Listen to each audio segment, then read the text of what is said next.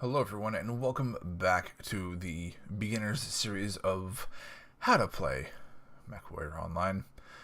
Now, of course, this is about, if you haven't seen from the illustrious title, that this is about building a mech. It can be quite complicated if you're not accustomed to it. So, the main thing to talk about, the first thing we should actually talk about is that there are these things called crit slots on a mech at every given time. Battle mechs, you gotta play around with the crit slots. And as for how many crit slots there are, well, you see them right here. These are all crit slots. Now, a way to inhibit your crit slots is by using upgrades, by upgrading your armor to ferrofibrous or your structure to endosteel instead of standard. Now, of course, this is a give and take system where with endosteel and ferrofibrous you get, or your your crit slots are taken away. You have less crit slots to play with, but your mech weighs less, meaning you can fit bigger weapons or more weapons on it, depending on the hard points. Now, of course, that means you're limited on your number of weapons because, well, every weapon has crit slots. I will go into that in just a second.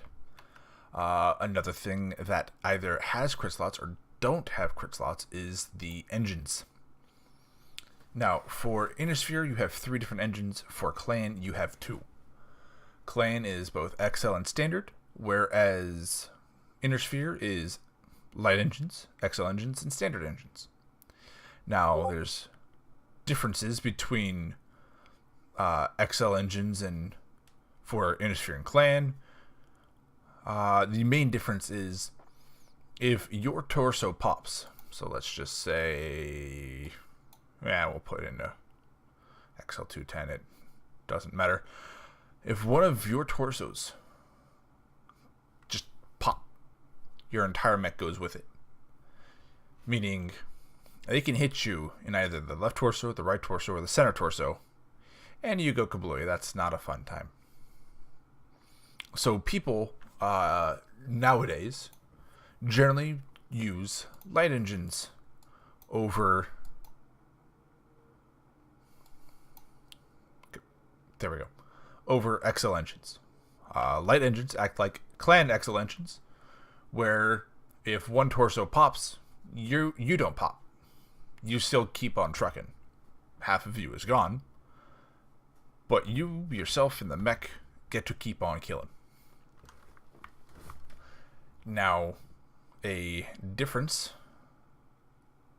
is that the light engine of Innersphere weighs heavier than Clan XL. And, well, because Clan is better in almost every way.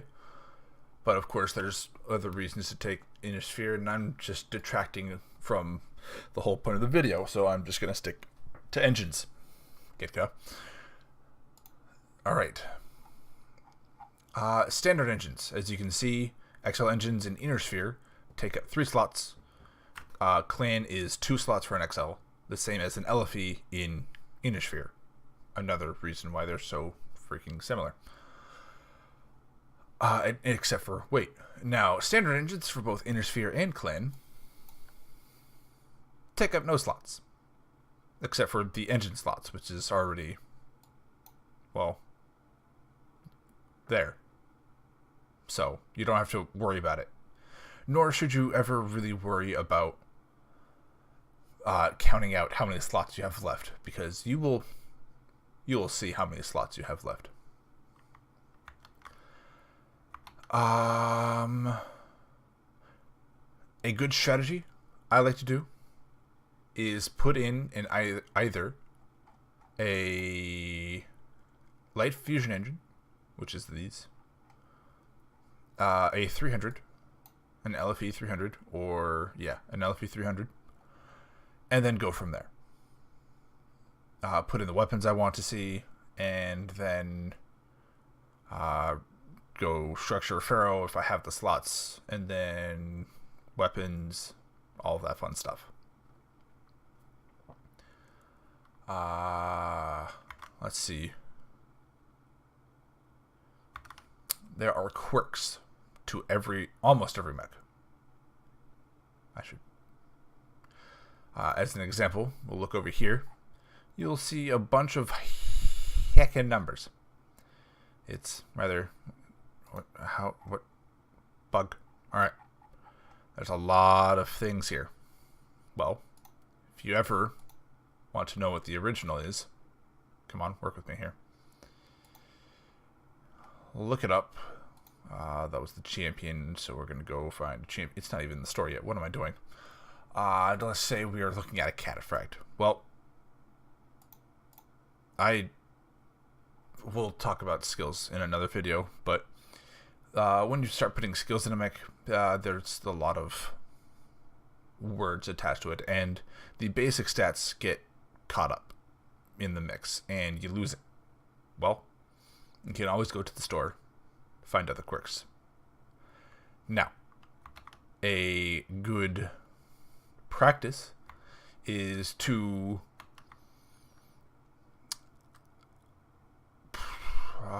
find the quirks on a mech and use the weapons that work with it. So for the Cataphract, it's a ballistic cooldown of 20%, a energy cooldown of 10%, ballistic velocity of 10%, and an energy heat of 5%. What that means is you're shooting the ballistics faster, you're shooting the energy cooldown, or you're shooting energy weapons faster, your ballistic weapons are going faster, and your energy heat, well, the energy weapons are now using less heat. You understand what I'm saying, I hope. Right, so looking at the Cataphract, you can see that there is only one ballistic in the torso, and then a bunch of energy weapons spread out. Well, the general practice is that that's a 20% cooldown on a ballistic weapon. You only have one. You're not going to put an AC2 or an LB2. No, you're just not. You don't want to, need to at all, way, shape, or form. When you got big cooldowns like that, or really any cooldowns, you're going to put a big weapon in there, because if it fires faster, you have more DPS. It's quite simple. And same with energy weapons, except energy weapons are different. You can get away with piling up a lot of small weapons, and it'll just do fine and dandy. Well, then again, that's the same for every single weapon type, but they all have their drawbacks. Let's see. Let's talk about weapons. Alright. Let's go back to the Mech lab. Drawbacks. Let's go with ballistic weapons first. Why not? Ballistic weapons. They're based on ammo. First drawback. They don't produce a lot of heat. They generally don't produce a lot of heat. But what they do is provide a lot of pinpoint damage. Now, pinpoint damage means whatever you're going to hit, that AC2 slug, when it hits a component, it's going to do 2 damage to that component, unless you have an LBX gun where you have chances of it flying into other components, which can be bad.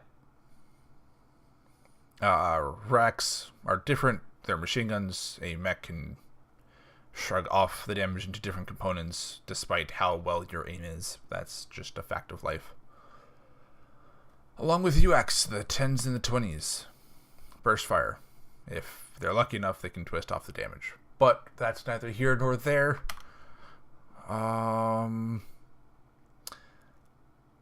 So, generals. For ballistics. Actually, all weapons. Inner sphere weapons take up a lot more space than clan weapons. And clan weapons are lighter. We can take a look at the AC. I think the AC2 is a bad example. AC20.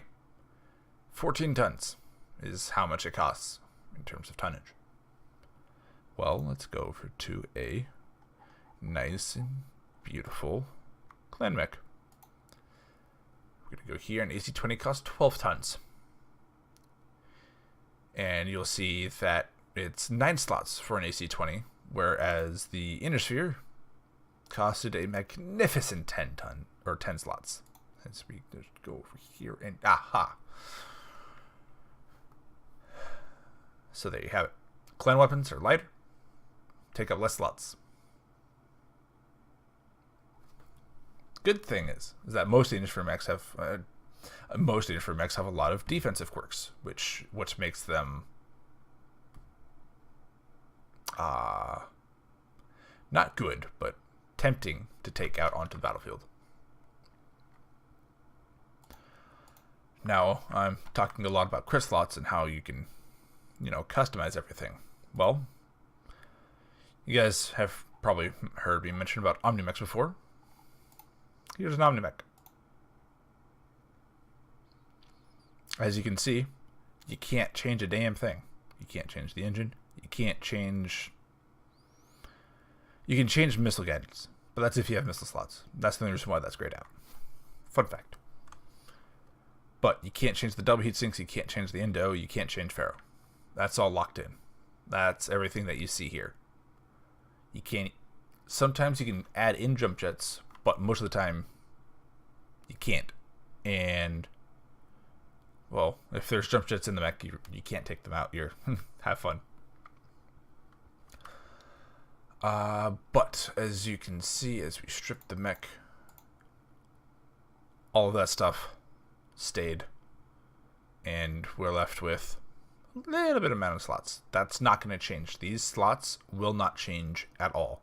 Everything is going to stay as they are, unlike battle mechs, where the slots change every time you put in something that requires a slot.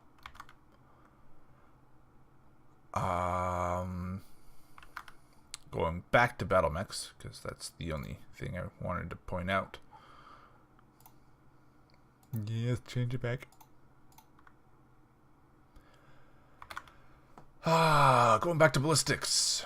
They're fairly straightforward, as I've already mentioned. A few weapon rules that I like to apply with ballistics, especially rotary autocannons. If you're taking a rotary autocannon 2, take 3 of them. If you don't have the tonnage for 3 of them and the ammo, you're better off finding a different weapon. Rotary autocannon 5s. You take 2 of them, or none at all. Don't take 1 rotary autocannon 5. Don't take 1 or 2 rotary autocannon 2s. That's a waste of tonnage, in my opinion. Then again, I absolutely love go big or go home, or, well, weapons that mesh together, but that's going to be in another video. For now, I'm giving you the information and letting you run with it. Galvez Rifles, I'm sure you guys are familiar with this, or are maybe familiar with it, where they have a charge up time and all that fun stuff. What else? I'll save that for later. Energy weapons. There's really nothing to add to this. Just point, shoot, try and keep laser on target, run away. That's about it. Except for the PPCs, where you just shoot, fire, reposition, or go back down, whatever you're doing. Pop-tarting, all that stuff. Missiles. Missiles are a different story. So, this missile guidance thing, the standard in Artemis. They will come into play. Let's find a mech that actually uses Artemis. I wanted to. Both mechs. Alright. Here we go. So this mech uses 2 Artemis. Just realized. Anyways. This mech uses Artemis. Now, what this means is your weapons have now increased in a crit slot and have increased by a ton for the sake of making your weapons have a smaller spread. So whereas the missile spread would be 100%, as you see, it would then be decreased to... Just realized. Okay, cool. It would then be decreased to 70% spread. As you can see, it goes from... You subtract 2 or 0.225 from the missile spread. You would think it doesn't matter much, but it does. It actually does.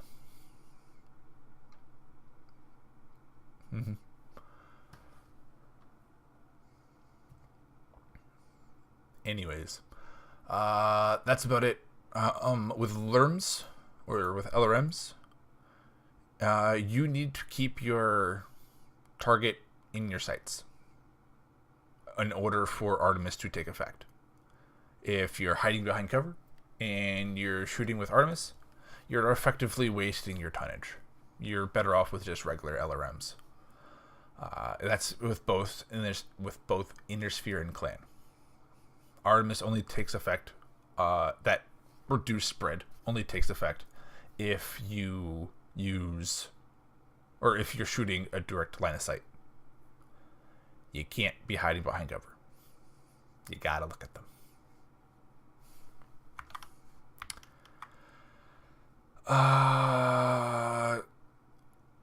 Right.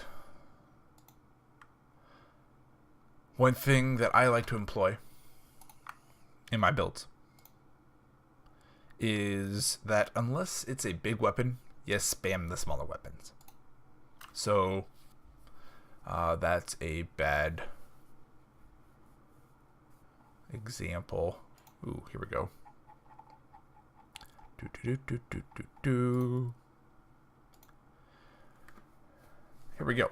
2 MRM-40s for a total of MRM-80. It's a lot of missiles. It is, I think, 80? 80 missiles flying into your enemy's face. That's a lot. It's 80 damage. Now, these weapons weigh a lot. Freaking 12 tons each on a 75-ton mech. So that means that is 24 tons gone. And then the engines weigh a lot. The engines are going to be what sucks up a lot of your tonnage. So the current engine I have has 20.5 tons. So that's 44.5 tons that's used up. And now you're left to play with this. You need double heat sinks because, well, those things help you cool down the mech. That's also probably something I should mention. Heat sinks. They help you cool down the mech. You need heat sinks.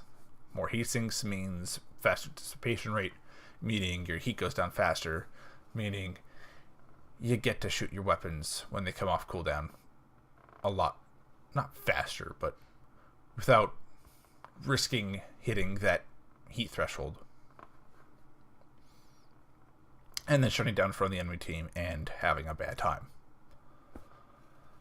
As it is right now, currently, double heat sinks all the way, all the time. There's no reason to take standard heat sinks anymore. Just take double heat sinks. Now, it sucks for Inner Sphere, but a nice trick I like to do, or not really trick that I like to do, it's rather commonly known, I think, is instead of keeping a heat sink out here, you free up a lot of, you free up 3 crit slots that could be put towards something else and put them in the engine. That's why I always start with a 300. It gives you a good base speed, and then it gives you, well, 2 spots for double heat sinks. It's quite nice. And if I'm not mistaken, I think this is still in effect. Go back to equipment. Nope, never mind. It no longer matters. It used to matter if your heat sinks were in the engine or in here or not. It doesn't matter anymore, so don't mind me. That is for that part. Do mind the rest of the stuff that I said. Another good thing that you want to pay attention to is up here, this little corner. This is going to tell you everything you're going to need to know about your mech. Whether A, you have ammo as part of your weapons, B, you have an engine. You can't take a mech out if you don't have an engine. Whether you have weapons that will create a heat spike, like this. Now, there are times where you really don't care. Or you can do things where you fire one and then the other, making sure that they stay within that range of no heat spike. So, for example, firing these 2 MRM40s at the same time would incite a heat spike that would be larger than normal. What that means is, instead of each of these MRM40s applying, what is that, like, no, let's just say 10 heat each. There will be an extra heat added on out of nowhere, out of the ether, because of how these 2 weapons should or interact with the engine. I believe that is the rationale that the lore people have come up with for ghost heat. Doesn't really matter. All you know is that ghost heat, which is the heat spike, happens with certain interactions. And you want to take note of that up here. That's extremely important when building a mech. I could list off the...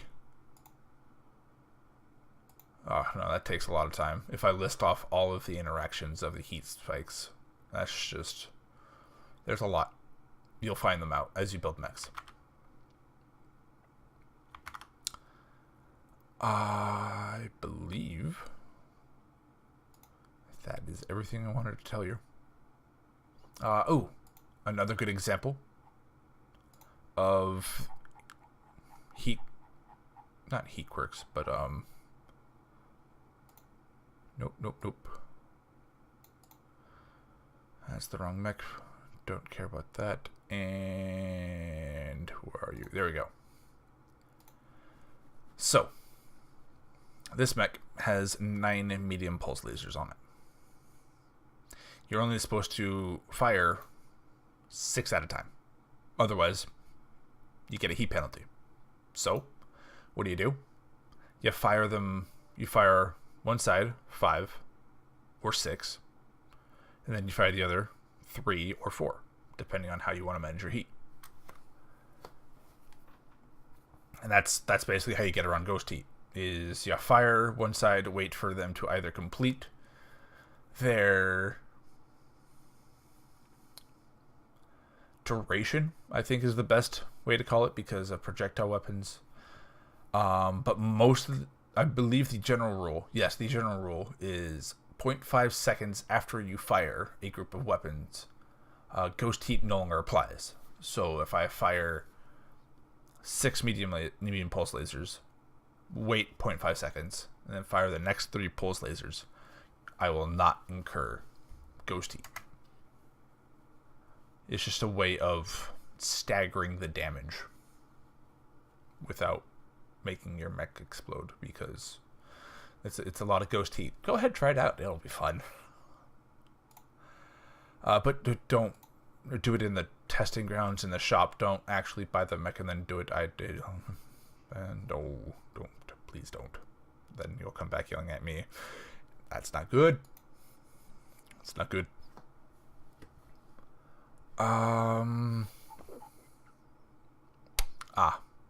Another good example. When you have more tonnage, like with the Fafnir, the 100 tons, you get a lot of playroom. You can put in a relatively large engine, and then you can put in multiple medium guns. It's quite fun. An example of a mech with a bunch of small weapons would have been that Marauder that I just showed you, the Marauder 2C. Where are you? There you are. These only weigh 2 tons each. They're small weapons per se. You spam them and, well, drill into the enemy because you have a lot of DPS. Another form of drilling into the enemy because of how much DPS you have is, where are you, Piranha? There you are. This little guy. 15 weapons. No ghost heat. I can fire them all at the same time. It's a lot of fun. It's a lot of fun.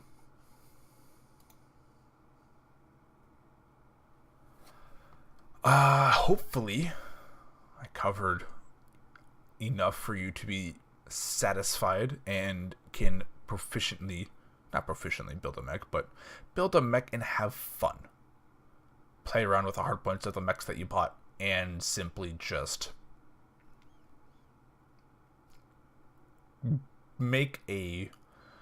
build a mech that you find suitable for your needs. The next video I'll talk about more of build theory and what weapons work with what and all of that, and more into ghost heat and those weapons that interact with, or the weapons that interact with ghost heat that don't normally happen, like Gauss and PPC, SATs. Are not going to go into that, but that's the next video. Yeah, that's all for now. Thank you all for watching.